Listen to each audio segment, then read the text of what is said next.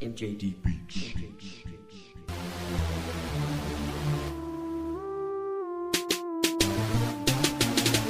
Live on the National Sports Studios from Spreaker.com, you are listening to In the Paint with Jordan Hunter and your host, Cameron Sadeghi. Hello and welcome to In the Paint with Cameron and Jordan. I am your host, Cameron Sadeghi, along with Jordan Hunter. Jordan, a lot of crazy things going on in the NBA. First, with the sad news of Derrick Rose once again injured. Let's go to you. What do you have with Derrick Rose? With Derrick Rose, I think, it was a non-contact play, so it wasn't like he was getting hit or something. So I think he needs to take his time back, take the longest procedure, plus repairing it. I think he needs to do that. And this time actually he needs to wait and come back when he's and not feel by the media to come back quickly. Yeah, I mean, again, his injury was very serious. Again, with the right knee torn meniscus, and a lot of people saying he should replace it or he should take it out. It all depends on what Rose has to say. Some are going to say he's going to be out 4 to 6 months. Do you think that the Bulls are just completely done in their hopes?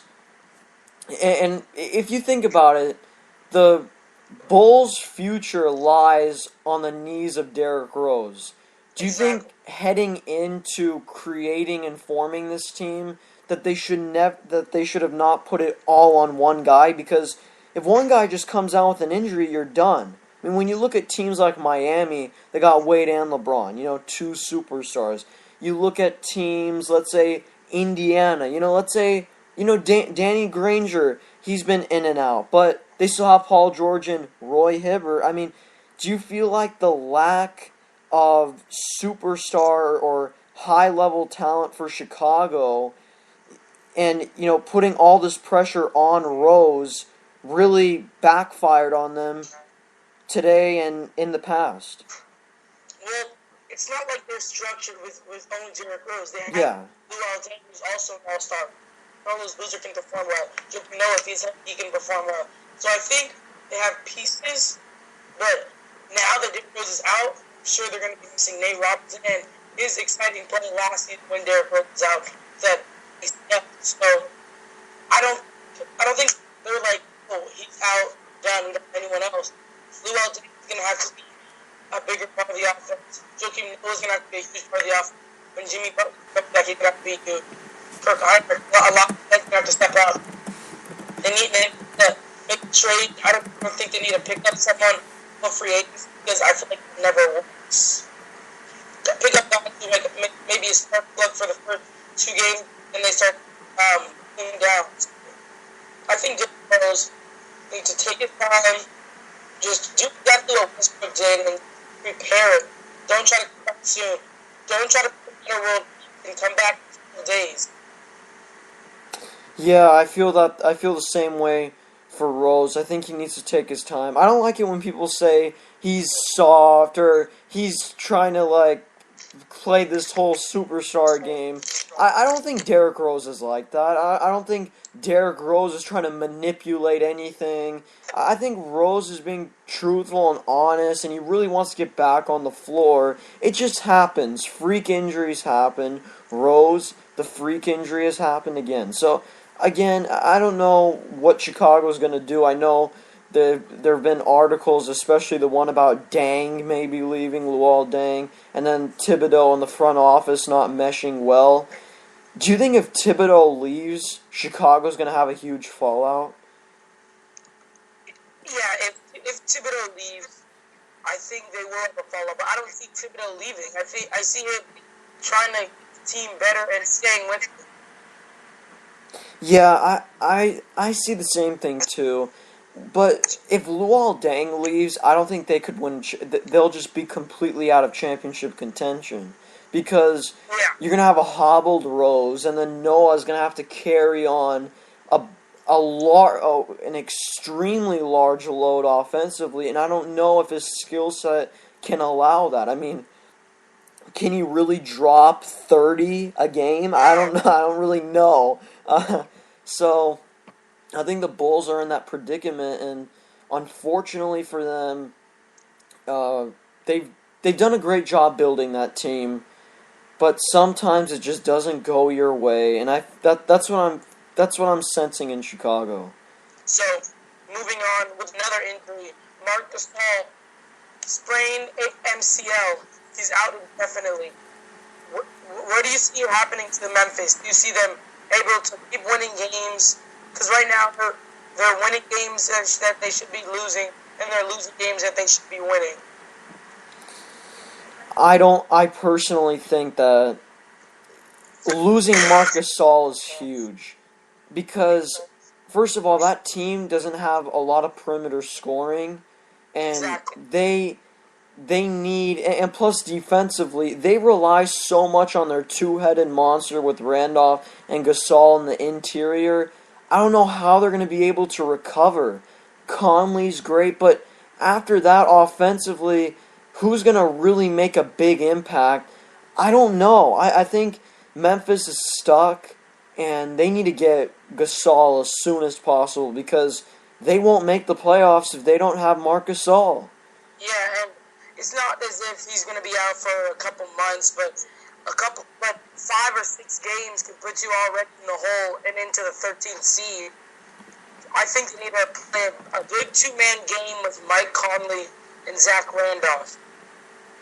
I agree. I think that will be the difference for Memphis. If they can't play, if Conley doesn't really get into the act or he doesn't get involved, if they just keep plugging it into Randolph without making anyone else better, then they're going to have a big 5-game losing streak, and it's going to hurt them. So, again, Memphis is stuck. They're a great defensive team, but you can't just win strictly on defense. So, Memphis, they're stuck. I don't know what they're going to do without Gasol, but I know you're really fired up about this. Yeah, I am. About the Knicks and the Nets. Oh my gosh. The two New York teams are playing horrible. The Knicks sitting at 3-9 and Brooklyn sitting at 3-9. It's just ugly to watch them play. It's like Knicks had a chance to beat the Pacers, and then Paul George went off. They didn't make any shots. It's just all around bad play. Carmelo Anthony cannot do everything. I see him leaving in the summer of 2014. Okay, I think that Pacers game, there were positives. I think Carmelo Anthony really imposed his will on the Pacers. I mean, he was like, you could tell he was trying to salvage the season. Like, that was the type of performance that he was putting up. But, again, you go into Washington on Saturday, or you go against Washington. Saturday. Against Washington, and they just look completely lost against Washington. No disrespect to Washington, but they're not in the Pacers class. So, they look so discombobulated, the Knicks. I mean, and I saw this B-ball breakdown. I don't know if you pay attention to B-ball breakdown, but Coach Nick, the guy I interviewed once, he's a really nice guy, showing about how the Knicks are a poor team. I didn't know this. They have 3. The Knicks have 3 of like the top 10 isolated players in the league.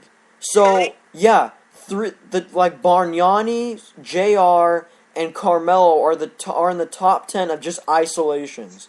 And J.R. Smith is the worst out of the 3, efficiency-wise. Yeah, he is. And he takes the most isolation shots. So they take bad shots, long bad shots, which comes out to long rebounds, and teams are just fast breaking. I mean, John Wall was having a field day running up and down the floor, getting easy layups. I mean, they're really going to struggle. If they don't take good shots, they won't be able to get back on defense, and they'll lose games that they should win and ultimately miss the playoffs.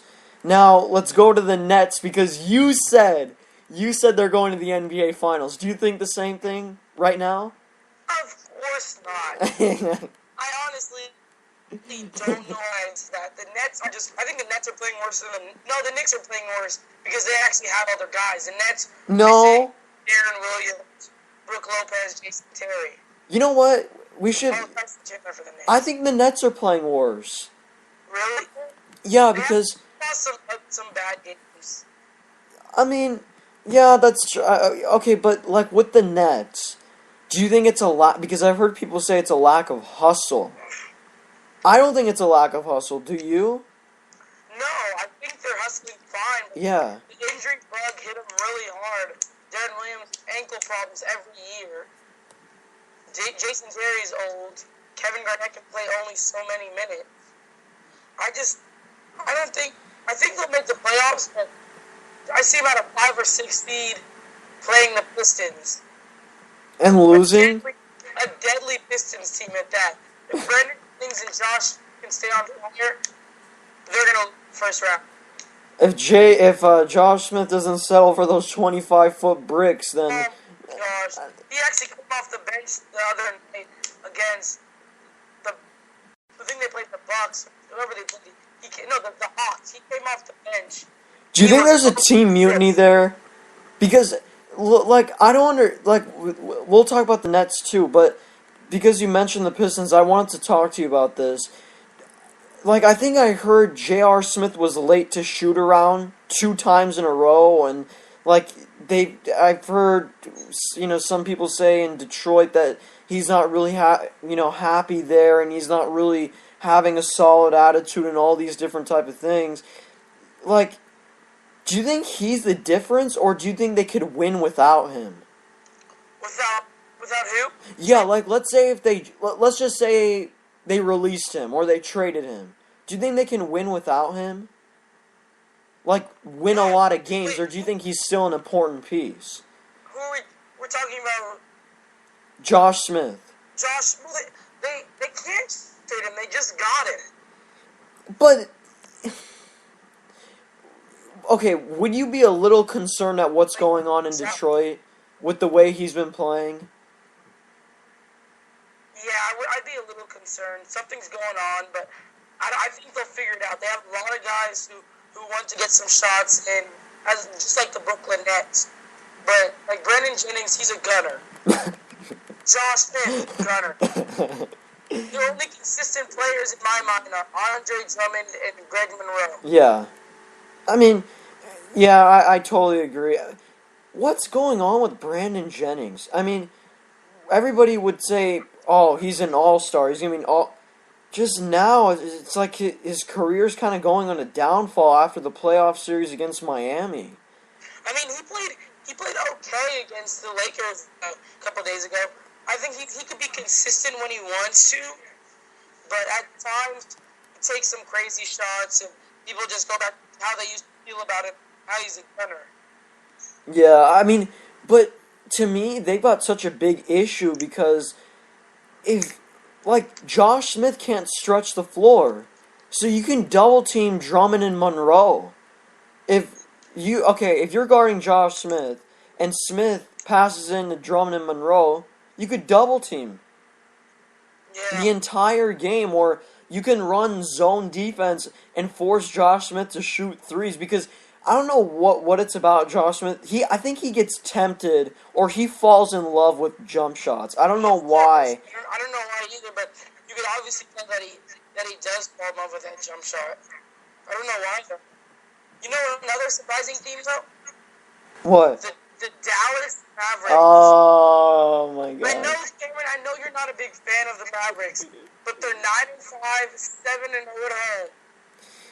To me, they're going to be so up and down throughout this 82-game season, because to me they just play horrible defense. I mean, okay, against Houston and that, like, track meet when nobody decided to play defense and Dirk was just it was raining threes in Dallas. That's the only way they're going to win, if they just keep pushing the tempo and just start chucking up threes. I mean, but you got to admit, Monte Ellis is playing great right now. yeah, he is. But Jose, you're going to tell me that jump shot's going to be falling the entire year for Jose Calderon and Vince Carter floating in between the 3-point lines. I don't know if that's going to happen. I mean, think Jose Calderon, yeah. He's a great 3-point shooter. Shot 45%.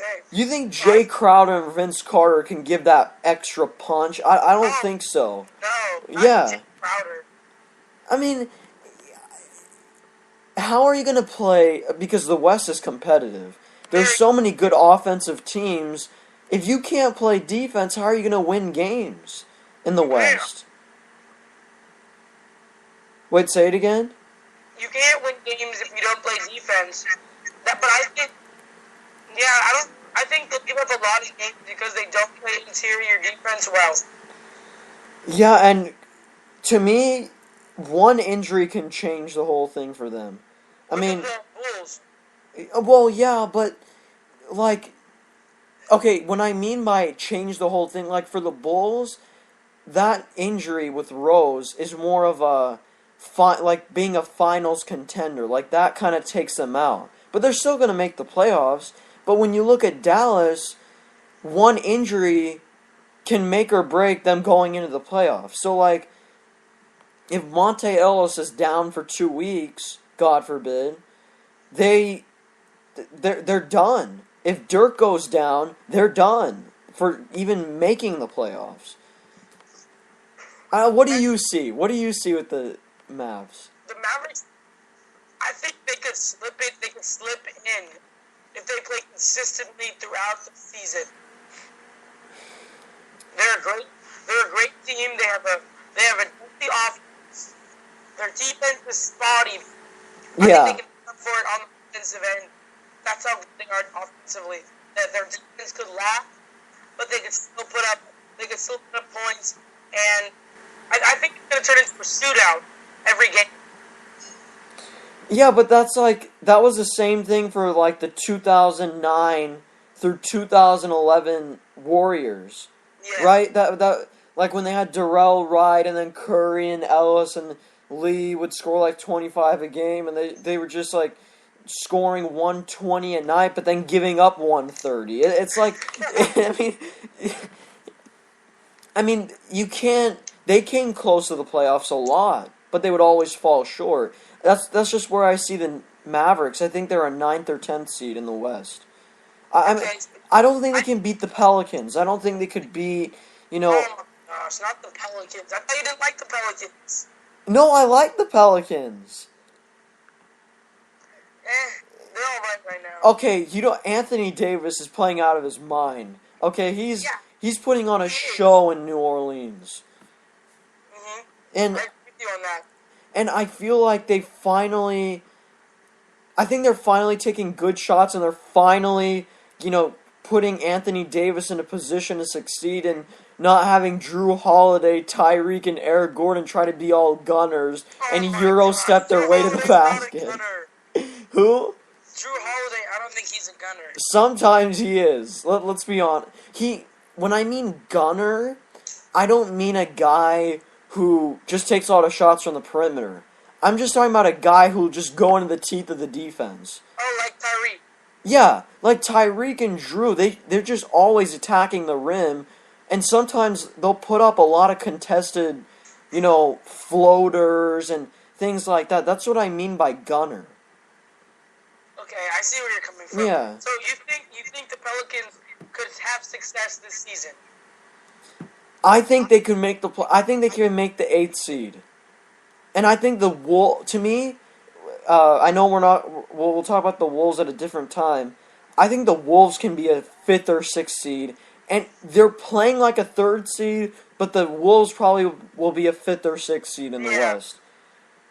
I don't think I see them. They could drop some games like that. They should be winning, like when they lost to Washington. Yeah. Yeah. Like you look, they're 8-7. I didn't think they'd be 8. They were like, what, 5-2 a while ago? They haven't won a lot of games. But a team that has won a lot of games is Portland. Oh, yeah.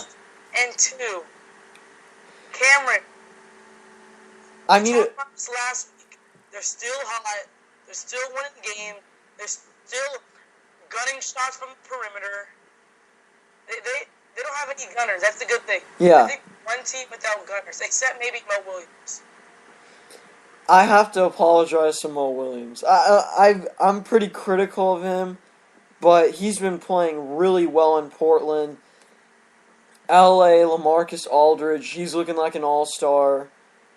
Lillard's really doing a good job. I mean, I'm kind of biased because he's on my fantasy team, but great job, Lillard. The bench is looking really solid. Batum, that all-around guy. He's like that Swiss Army knife. He can do a little bit of everything for Portland. I know you're laughing at some of my references, but I think Terry Stotts deserves a lot of credit because they're locking down defensively, and that's been keeping them alive in games.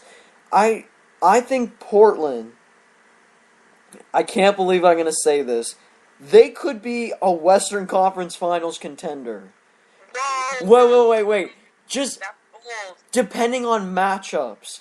Like, okay, let's say Oklahoma City goes down in the first or second round. Okay, after that, if you have, let's say, Oklahoma City and Golden State go down, and oh gosh, no, that's not happening though. Crazy things are happening right now. I think Oklahoma City's making it to the Western Conference Finals. Okay, then what happens if San Antonio goes down? Like, remember that year in 2009, or I think it was 2010, when they lost to the Grizzlies in the first round because of the Ginobili injury?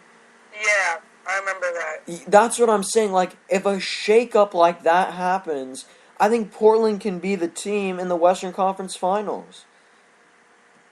They have what it takes to get there. They do. They do have what it takes. So, do you think they're a Western Conference Finals team, or you think they're just a good playoff team? I think they can make it, depending on who they get matched up with. Like, if they get matched up with the Pelicans, if they even make the playoffs.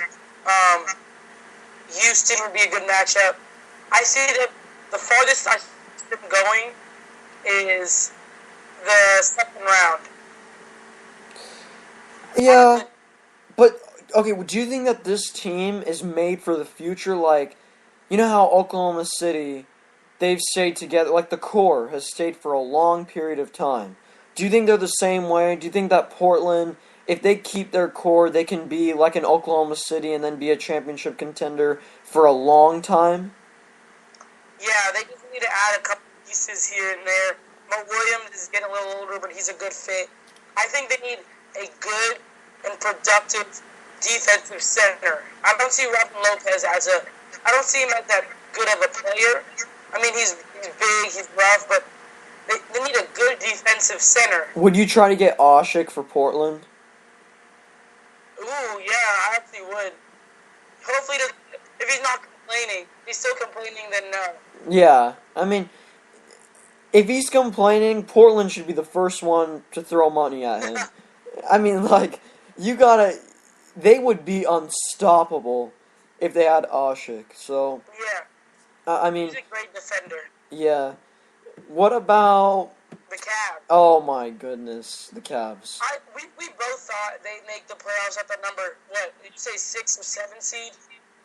I mean, I said that, yeah, I thought actually 8th, personally, but yeah, I remember you guys were jumping on my back, like Jake Liker and you were talking about how great Andrew Bynum is, and I'm like, no, Andrew Bynum's not that great, and then you and Jake Liker were all over me and getting angry about that.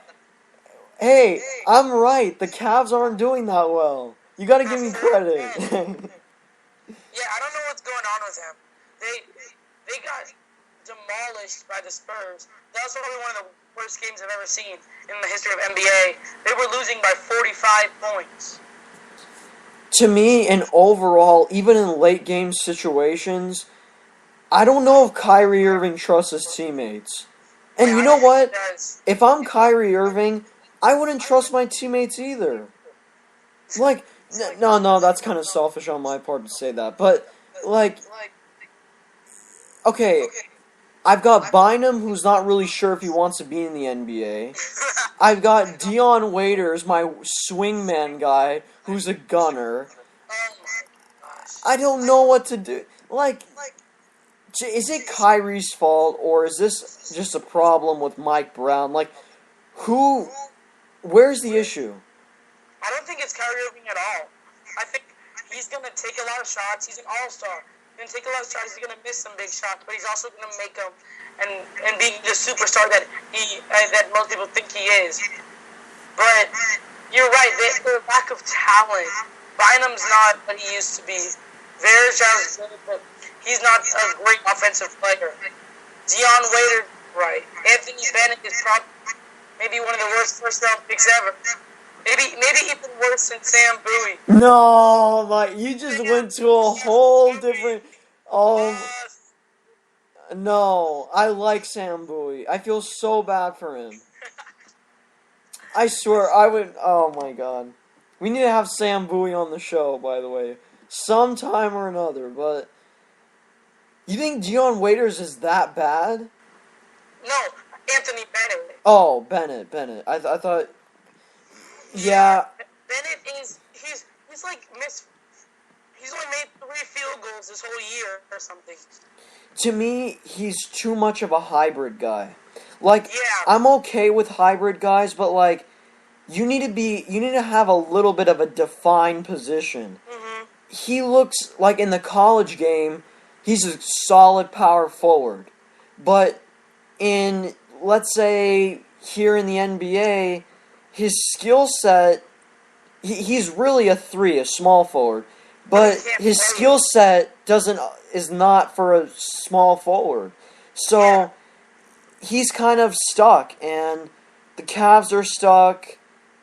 I don't know. And if the Cavs will recover, and do they need to blow things up in Cleveland?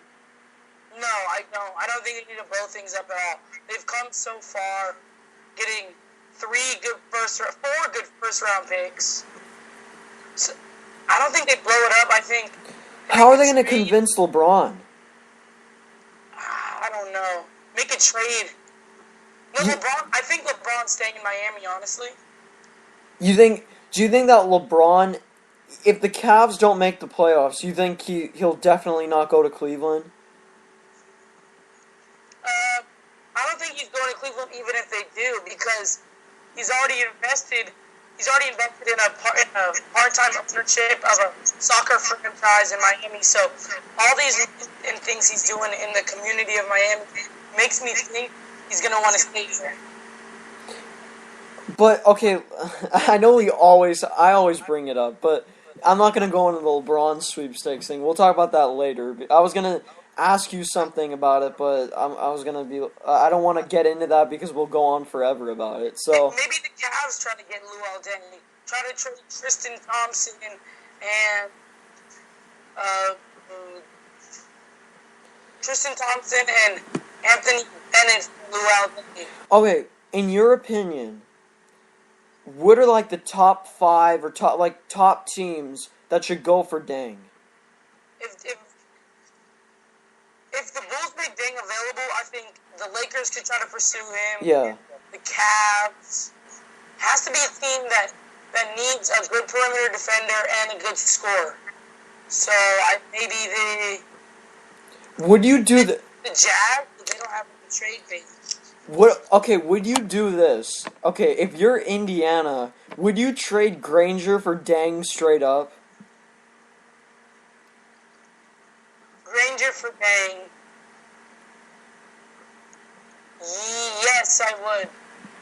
Do you think that would just make them just a whole like they would be even on a whole different level against Miami? Like, to me, if you put Deng in the equation for Indiana, I mean... I think they could beat Miami any day of the week. Yeah, I don't even know how Miami would be able to survive against Indiana. Like, that would be such a tough matchup for them. So, I don't know about Deng. I hope he goes to a good environment because I hope he doesn't become one of those players, like veteran players. He's really solid, but then he plays for a bad team. Like, remember when Steven Jackson was playing in the Bobcats, when he was on the Bobcats? And then when Felton and Gerald Wallace left, he was trying to bank in as many threes as he could. I mean, I just don't want that to happen for Luol Deng. So I hope he finds a good culture. So, when Granger comes back, do you see Stevenson going to the bench or Granger going to the bench? Well, you gotta ease him in first. You know, he can't play 35 minutes. Like, Granger can't play 35 minutes his first game, obviously. So, he's gotta go like 10 minutes, 15 minutes, you know, slow it down. But eventually, I'd put Granger in the starting lineup. I wouldn't put Stevenson in the starting lineup because even as balanced and as well as Stevenson's playing, I think he can be a little bit out of control. I think Stevenson only knows one speed. He doesn't have multiple gears where he can slow it down, especially in the playoffs. In my opinion, though, when he comes off the bench, he's more of a gunner to me because he's the bench scorer. He's a guy providing the bench points. Him and Louis Scola. But when he starts, I feel like he's more controlled and passive the offense because he knows he has so many weapons. I think if Granger came off the bench, he would take it positively and just ball out. I think like what Tariq Evans did. That's a good point. I mean, and also too, like, your sixth man is sometimes better than your starter. I know that sounds weird, but like to some people that sounds weird. Like, let's look at like Tyreek. On the Thunder. Yeah, like Harden. You know, so I feel like that's a good point. I didn't think about that. That's a really good point to put Granger as a sixth man. So, is there anything else you want to talk about before we go? Also with Steven, so if he came off the bench, he would kind of take it negatively in a way, and not like mad about it, like mad that he's on the starting lineup anymore. So I think keep him at the starter and give Ranger control of the second unit. He can still play 35 minutes, but he's still off the bench. Him and Luis Scola, they can roll all day. Yeah. I gotta say, last few things here. Fantasy team doing okay, or Oh wait, Cameron, did you want to do some game previews? Oh my god, yeah. I thought we were done, and then I'm like, game previews. Because okay. the Pistons game is about to start. Actually, no, it's gonna start in a while. So, Kings Lakers, your pick. Kings, no, just kidding, Lakers. I wanted to see if you'd get mad. Utah, Oklahoma City, what do you think? Oh, Oklahoma City. I'm winning it by 20. Yeah. 30, actually. I'll go 30. Westbrook scoring 20, 10, and 10. Triple-double. Before I ask you about the next game, I was going to ask you this. Are you surprised by Utah and how poorly they played, or you thought they were going to be the worst team in the league? I thought Phoenix would be the worst team in the league. Yeah. But Utah, they're bad. Gordon Hayward shot the worst field goal percentage in franchise history when they played the Pelicans. He shot 1 for 17. Oh I my don't know god. what's going on. The worst game on NBA TV of the year, Phoenix and Orlando. I'm actually in Orlando right now. Yeah. But I'm going to go with, if Bledsoe's still out, I'm going with Orlando. Flalo's really impressive. And, yeah, I'm going to go with Orlando on that one. Yeah, I'm going to go, I think Orlando at home too.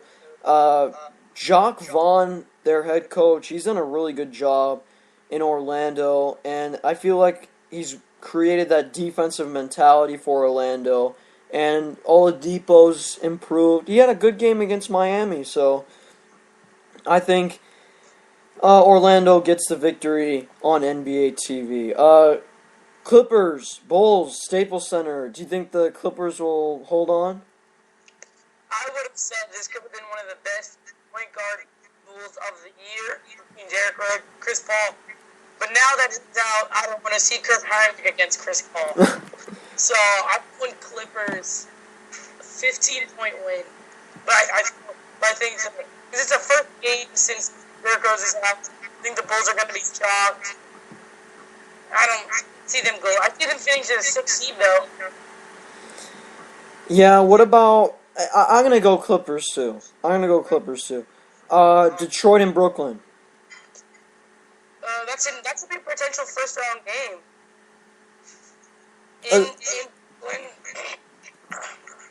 Without Aaron Williams and Brook Lopez, I'm going Detroit. I think Detroit by 15. Does that surprise you, or you think that's fair? I think it'll be close because Brooklyn still has 3 of their big 5. They still got Garnett, Pierce, and Joe. 2 of those guys are ISOs, but hey, every team needs a couple ISOs, okay? Okay, yeah, but you think Garnett and Pierce can drop 10 or 15 tonight? And then Joe Johnson goes for 35. Pierce has been okay. It's been Garnett who hasn't scored in double digits a couple of times this season. So I think Garnett is definitely the more surprising one. And he's going to be guarded by Monroe and Drummond. I don't know. It's going to be a good game. Potential first round, maybe 3-6 matchup. No, 4 and 5. Yeah, that's a good, 4 and 5. But do you think Brooklyn will pull it together ever? Or do you think they'll be mediocre throughout the season? I think they'll make a late run at the end of the season to barely make the playoffs. Really? Yeah. I think their struggles are going to continue for quite a while. Yeah. I think when they get their starting 5 back and healthy, I think they'll be good because they need some chemistry. I think all that's what they need is chemistry and better coaching by Jason Kidd. Yeah, I mean that's a good point too. Jason Kidd, his first time being head coach, so I think we got to give him a little bit of a break too. So I know we talked about both the Knicks and the Nets. When they do play each other, and that's coming soon. Who do you think's going to win? Who's the better team right now? Who's struggling more? Who should the media be worried about? That game would probably go into double overtime, and I'm gonna just say the Knicks win 83-80. I mean, it's just really, I don't even know who's better. They're so bad. They're so awful right now. I mean, I think you're putting them in the Jazz category though. Well, they kind of look like it. I mean, let's be honest. When you look at the numbers and you look at Brooklyn and New York, they're kind of playing like that. I think it's fair. People are already assuming they're going to make the playoffs. Yeah. I don't even know how they're going to get out of this funk. Yeah, neither do I. I just think they're in that category of that bad. And it's so surprising. Okay, I'm going to do a cross-sport reference. I think the Knicks and the Nets are like the Texans and the Falcons in the NFL. Yeah, high expectations, injuries come and get them. And yeah, I agree with you. I think they're just like those teams. They both have good quarterbacks. They both have good captains. Carmelo and the Nets have 3 captains, but I think that's a good analogy. They're equal, but I think it's going to end differently. I think the Knicks and the Nets both end up making the playoffs like the Texans and Falcons. But let me say this one trade. Would you trade Lou Alvey for Gerald Hudson and a first-round pick? Wait, for who in the first-round pick? Gerald Henderson from the Bobcats. Mm. Remember, the is going to be good. Yeah. That would be a good... You know what? I'm going to go... Here, this is what I'm going to do. There's this trade machine on ESPN. I'm going to do that, okay? I'm going to put Charlotte and Chicago and see if that would work out. To me, okay, so give up Dang, but Gerald Henderson, on here it says, a free agent cannot be traded until December 15th or 3 months after the contract is signed. So, yeah, that's true. So, okay, Dang, but if you're Chicago, who are you going to... You really think Gerald Henderson's that good? I think he's solid. He can get you 15. Yeah. And then you also can have that first-round pick who you're looking for your future because they said the draft is going to be so good. I don't know. I think, as I've been watching college basketball, it's been proven Julius Randle, Wiggins, and Parker, they're the real deal. Yeah, I just don't... Yeah, but you think that would push the Bobcats to the playoffs? You think Dang, Kemba, and Big Al can get you to the playoffs? You want to see a good veteran ending on a bad team. So you think it would work or it wouldn't work? I think it would work, but Dang, I don't know if Dang would be happy because he probably wants to win the championship. But I think it's a good move for both teams.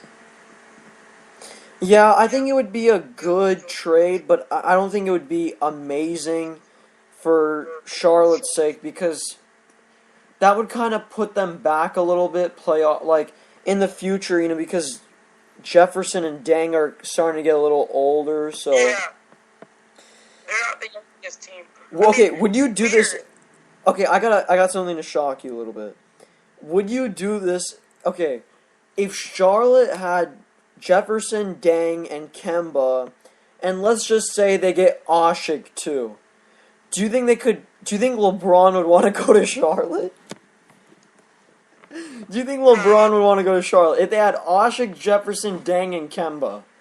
No, because it wouldn't work on anyone's case, because Ashik would have to come off the bench, and now he's whining. And wherever he goes, he's going to be whining. He just brings a trail of tears.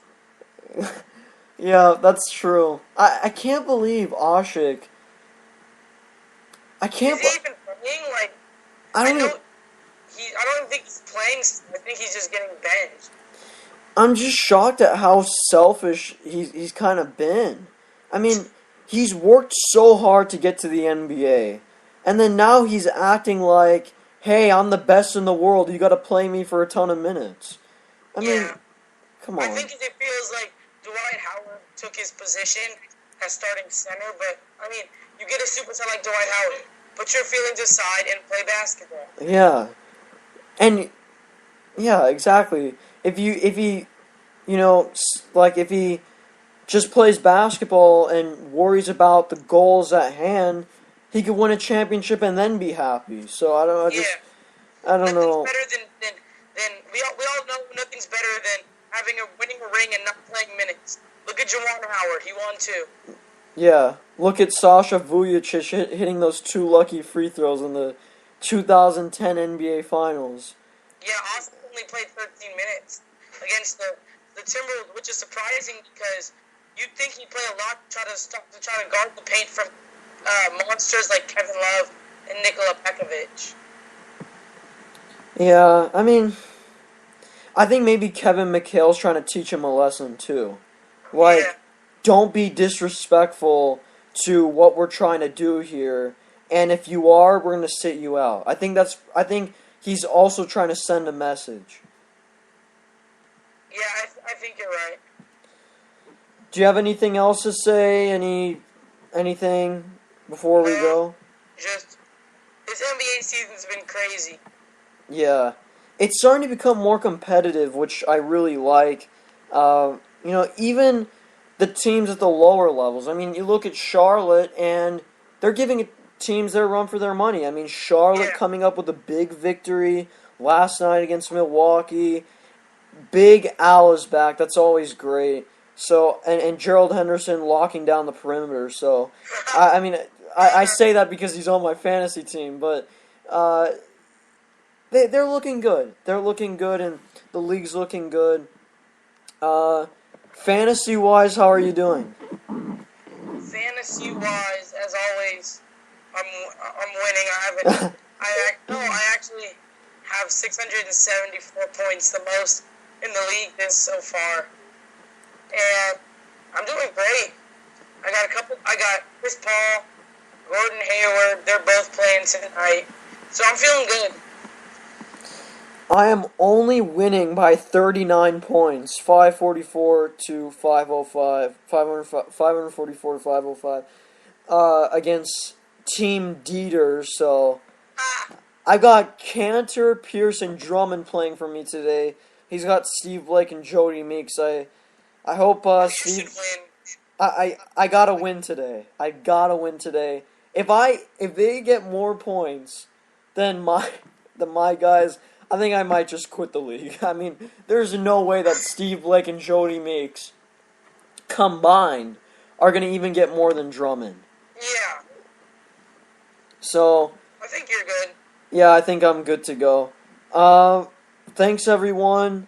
We've had some really good broadcasts on here. St. John Bosco, they're doing really well in CIF, beating Tesoro, Chris Sylvester and company. Had the game on here. Doing? Wait, say it again? How's San Juan Hills doing? Oh my god, that was a disaster in Huntington Beach. Yes, San Juan Hills football lost big against Huntington Beach. The end of a really good season for San Juan Hills. What about you guys? Your school? We're in the semifinals. Oh, yeah. Well, and we play the best quarterback in the state. Well, one of the better quarterbacks in the state of California, Josh Rosen, he's a part of Bosco, and you could hear that here on Spreaker.com. Thanks, everybody. In the Paint with Cameron and Jordan. We'll see you next week. See ya. Bye.